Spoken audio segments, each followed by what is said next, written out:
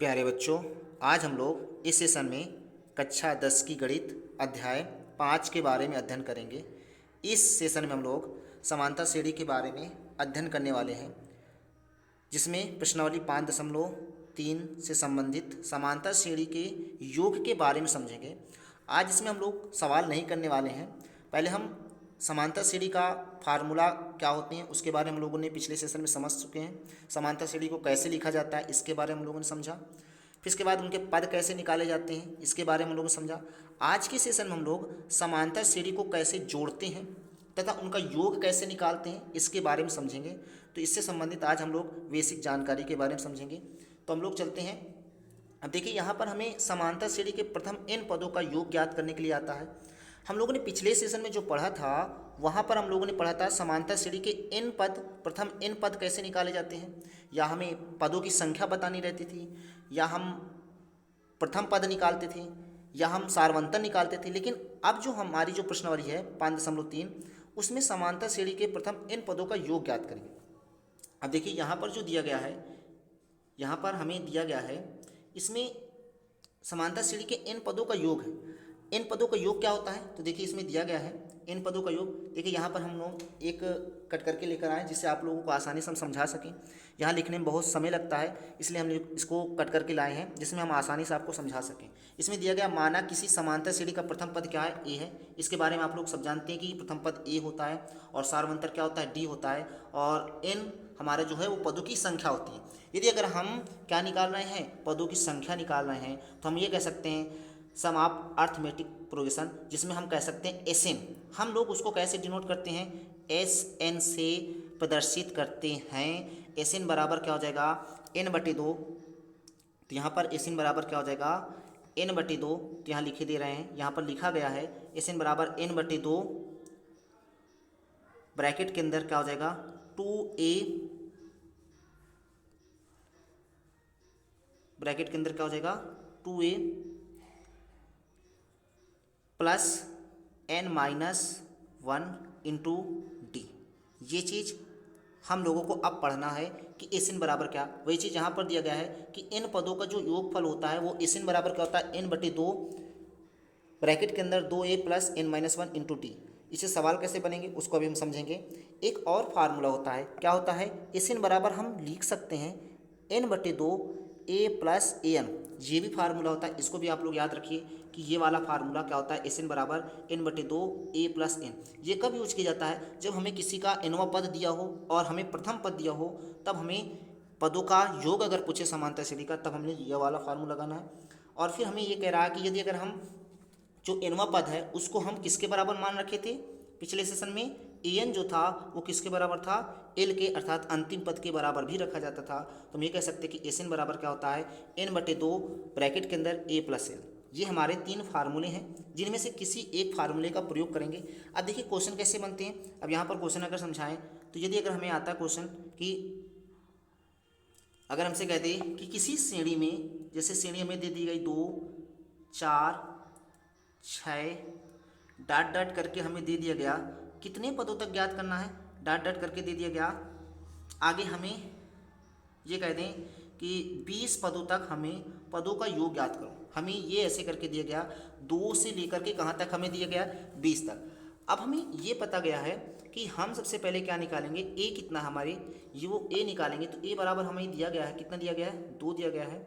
और डी बराबर कितना दिया गया है, हम ये कह सकते हैं दूसरे पद को प्रथम पद से घटाएंगे तो 4 - 2, अर्थात कितना आया हमारे पास, 2 आया। तो हमें डी पता हो गया और हमें यहाँ पर अंतिम पद भी पता है। अंतिम पद कितना है, एल बराबर हमें दिया गया है 20, या हम उसको कह सकते हैं एन कह सकते हैं। अब देखिए यहाँ पर हमें एन नहीं दिया गया, जब एन नहीं दिया गया तो हम एस एन कैसे निकाल पाएंगे, क्योंकि एन की बहुत ज़रूरत रहती है। तो हम लोग सबसे पहले एन निकालेंगे। एन कैसे निकाला जाता है, तो एल बराबर हमें फार्मूला बताया गया है ए प्लस n-1 इंटू डी के बारे में फार्मूला पिछले सेशन में बताया गया होगा। अब यहाँ पर रखेंगे, एल की जगह पर कितना रखेंगे, 20 रखेंगे, और ए की जगह पर कितना रखेंगे, 2 रखेंगे। एन तो हमें पता नहीं, एन हमें निकालना है, और डी हमें कितना दिया गया है, तो डी हमें भी 2 दिया गया है। अब यहाँ 2 रख देंगे। अब देखिए ये 2 प्लस का इधर ले आएंगे कैसे हो जाएगा, माइनस का हो जाएगा। 2 इधर ले आएंगे कैसे हो जाएगा, माइनस का हो जाएगा। बराबर किसके हो जाएगा, n-1 इंटू 2 हो जाएंगे। अब 20 से 2 घटाएंगे, कितना बचेगा हमारे पास, 18 बचेगा। किसके बराबर हो जाएगा, n-1 और इंटू क्या हो जाएगा 2। जब 2 से काटेंगे 2 1 2, 2 नहीं 18, और इसको हल करेंगे, ये हमारे पास क्या हो गया, 9 हो गया, बराबर किसके हो जाएगा, n-1 के। ये माइनस का 1 है, इधर लेंगे कैसे हो जाएगा, प्लस से हो जाएगा। तो n+1 वो 9 + 1 बराबर n। तो हमारे पास n की जो संख्या आई वो कितनी आ गई, 10। हमें n की संख्या पता हो गई, कितनी हो गई हमारे पास, 10 हो गई। अब हम लोग क्या करेंगे, यहाँ पर देखिए हमने फार्मूला एक पढ़ा था, क्या पढ़े थे कि यदि अगर हमें अंतिम पद दिया हो, जैसे ये, इसको लगा सकते हैं ये वाले फार्मूले को, या इसको प्रयोग कर सकते हैं, दोनों में से किसी एक का प्रयोग कर सकते हैं। हमें Sn बराबर क्या बताया गया है, Sn बराबर बताया गया है n/2। Sn बराबर हमें क्या बताया गया है, n/2। Sn बराबर हमें बताया गया है n/2, ब्रैकेट के अंदर a + l बताया गया है। तो Sn मतलब n कितना दिया गया, 10 दिए गए, तो यहाँ लिखेंगे S10 बराबर 10/2, ब्रैकेट के अंदर a कितना दिया 2 और l कितना दिया है 20।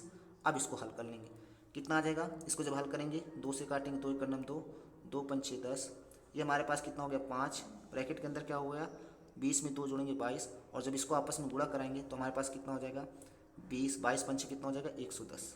ये हमारे पास आंसर है। ऐसे हमें समांतर श्रेणी के पदों का योग निकालना है। तो हमें सबसे, अगर कोई भी चीज़ में किसी भी श्रेणी में अगर हमें n नहीं दिया तो पहले हमें n निकालेंगे ऐसे, अगर दिया है तो फिर हमें आसान रहेगा तो हम निकाल लेंगे। l भी दिया रहना चाहिए, अगर नहीं दिया है तो फिर हमें a d n जरूर दिया होना चाहिए। तो समांतर श्रेणी के इन पदों का योगफल हम लोग ऐसे फार्मूले का प्रयोग करके निकालेंगे। अब लोग हम चलते हैं, अगर किसी का समांतर माध्य निकालने के लिए कहते तो समांतर माध्य कैसे निकालते थे, देखिए इसमें समांतर माध्य दिए गए। यदि अगर आपके पास A B C ऐसे समांतर श्रेणियाँ हैं जिसमें से कहते हैं B को A तथा C का समांतर माध्य कहा जाता है। कैसे, यदि अगर हमारे पास दिए गए हैं B A B C, जो बीच वाला पद होता है यही हमारा समांतर माध्य होता है। अर्थात B बराबर हम कह सकते हैं प्रथम पद और अंतिम पद को जोड़ देंगे और किससे भाग दे देंगे, 2 से। यही हमारा क्या हो गया, समांतर माध्य हो गया। तो अगर ऐसे समांतर माध्य पूछता है तो हम लोग इसका प्रयोग करेंगे, b बराबर a + c/2 का प्रयोग करेंगे। अब आगे हम जो लोग चलते हैं, कुछ ऐसे पद आते हैं जिनमें हमें समांतर श्रेणी को चयन करना पड़ता है।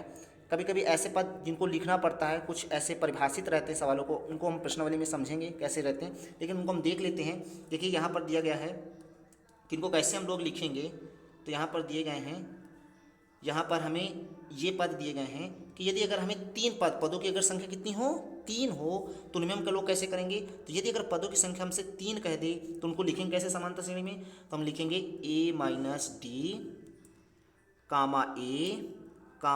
+ d। ये अगर हमें 3 पद लिखने के लिए कह रहा है तब ये लिखेंगे।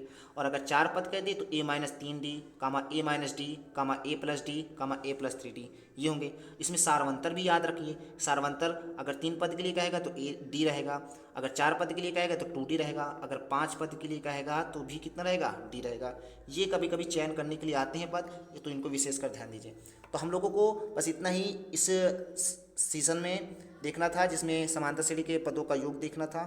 अब हम लोग अगले सेशन में इनसे संबंधित प्रश्नावली 5.3 को हल करने वाले हैं, जिसमें समांतर श्रेणी के पदों को योग जो है उससे संबंधित सवालों को हल करेंगे। यदि अगर आपको वीडियो पसंद आई है तो आप लोग लाइक कीजिए और ज़्यादा से ज़्यादा अपने दोस्तों को शेयर कीजिए ताकि वो भी इस सेशन के साथ जुड़ सकें, और हमारे चैनल माई मैथमेटिक्स को सब्सक्राइब कीजिए। धन्यवाद।